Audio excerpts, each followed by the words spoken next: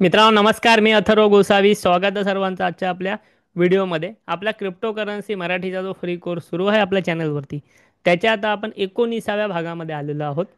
So ह्या 19व्या भागामध्ये आपण एक इंटरेस्टिंग टॉपिक शिकून घेणार आहोत, समजून घेणार आहोत.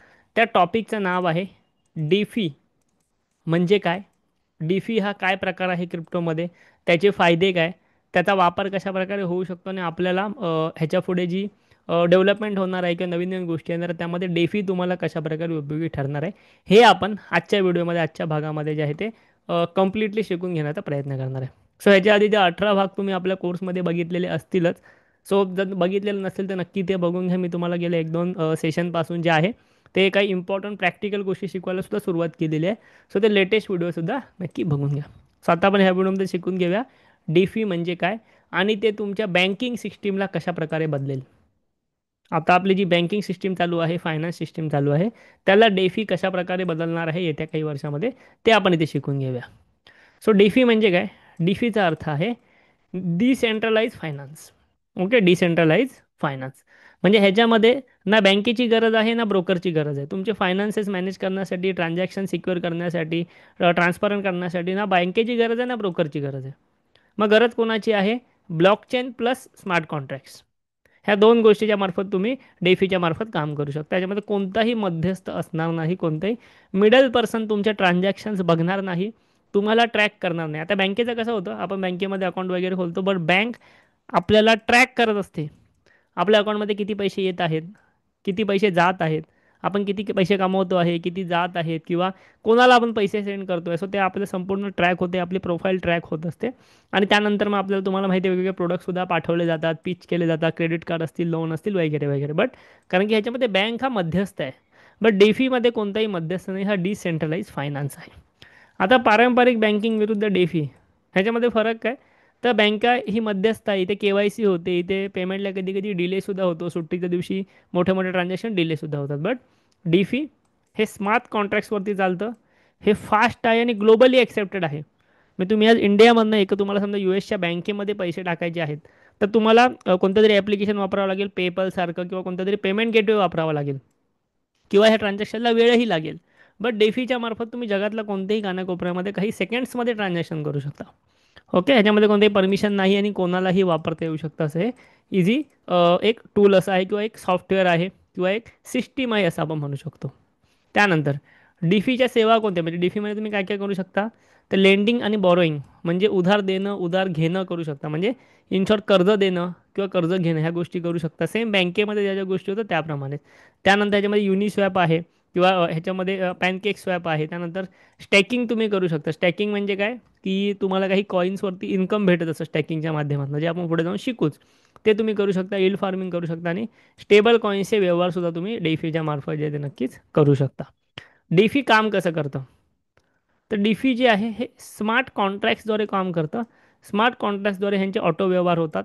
त्यानंतर Web3 वॉलेट्स. मग ह्याच्यामध्ये Web3चे वॉलेट्स तुम्हाला मी जसं आधीच्या भागांमध्ये सांगितलेलं, Web3च्या सेशनमध्ये मेटामास्क वगैरे हे तुम्ही वापरू शकता.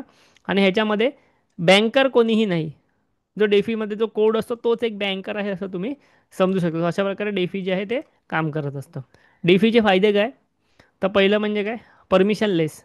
तुम्हाला कोणाच्याही परमिशनची गरज नाही, पैसे ट्रान्सफर करताना, पैसे घेताना बँकेच्या परमिशनची वगैरे कोणाची गरज नाही. ट्रान्सपरंट आहे.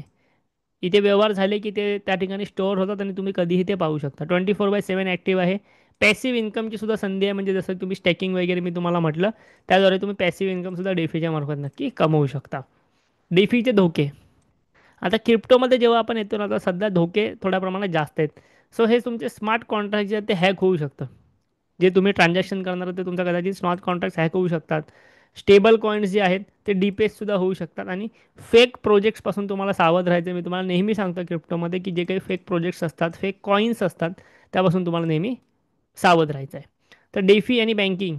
तर बँकेमध्ये बघा, ॲप्रुव्हलला वेळ लागतो, डिले होतो, टाईम लागतो.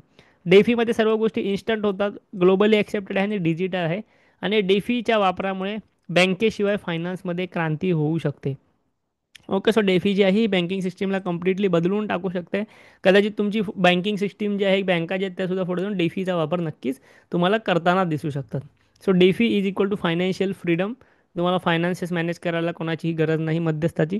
ब्लॉकचेनवरती आधारित असल्यामुळे ही ओपन सिस्टीम आहे. ह्याचे ट्रान्झॅक्शन प्रॉपरली रेकॉर्ड होतात. हा डेटा बदलू शकत नाही. मी तुम्हाला ब्लॉकचेनचं सांगितलेलं आहे की एकदा एखादं ट्रान्झॅक्शन रेकॉर्ड झालं की ते कधीही कोणीही बदलू शकत नाही. ओके. आणि नेक्स्ट जनरेशनची नवी बँक जी आहे ती डेफी बनू शकते. ओके. काही वर्षापूर्वी आपण कॅशमध्ये व्यवहार करायचो. त्यानंतर कॅशसोबत कार्ड्स वगैरे आले मार्केटमध्ये. त्यानंतर गेल्या काही 7-8 वर्षाच्या काळामध्ये UPI आले, गुगल पे आले, QR कोड आले. प्रत्येक दुकानाच्या बाहेर QR कोड असतात. काही काळामध्ये तुम्हाला क्रिप्टोसुद्धा ॲक्सेप्ट होताना दिसू शकता. डेफीचं सुद्धा बऱ्यापैकी वापर होताना तुम्हाला दिसू शकतो. अशा प्रकारे ही इन फ्युचरमधली भविष्याची टेक्नॉलॉजी आहे. आपण आपल्या चॅनलवरती बऱ्याच गोष्टी ऑलरेडी शिकतो आहे. आतापर्यंत 18 भाग झालेले आहेत. मी तुम्हाला मागच्या 2 भागांमध्ये SIP कशी करायची क्रिप्टोमध्ये तेही शिकवलं आहे.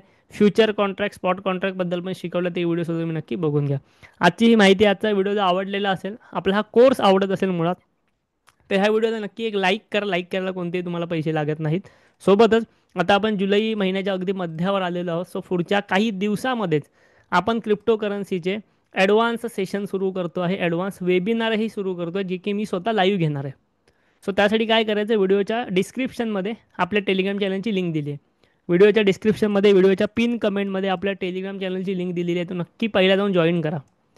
1900 लोकांनी तो ऑलरेडी जॉईन केलेला आहे. तुम्ही सुद्धा जे व्हिडिओ बघताय जॉईन करा. कारण की जे मी लाईव्ह सेशन्स घेणार आहे, त्या लाईव्ह सेशन्सची फ्री लिंक याच ग्रुपवर येणार आहे.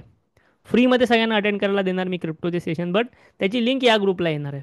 ओके. सो हा ग्रुप जॉईन करायला कोणीही मिस करू नका. हा ग्रुप सर्वांनी जॉईन करा. सोबत तिथे मी डेली माहिती काही ना काही पोस्ट करत असतो, काही ना काही आर्टिकल पोस्ट करत असतो, क्रिप्टोचे डेली अपडेट्स पोस्ट करत असतो. त्याचासुद्धा तुम्ही नक्की फायदा घ्या. व्हिडिओचा कमेंट बॉक्स चेक करा. तिकडे मी अकाउंट ओपनिंगची लिंक तर दिलीच आहे. प्लस आपल्या टेलिग्राम चॅनलची लिंक दिली आहे. तो नक्की जॉईन व्हा. ओके. व्हिडिओ आवडला असेल नक्की व्हिडिओ लाईक करा, कमेंट करा आणि आपल्या चॅनलला नक्की सबस्क्राईब करा. थँक्यू. धन्यवाद.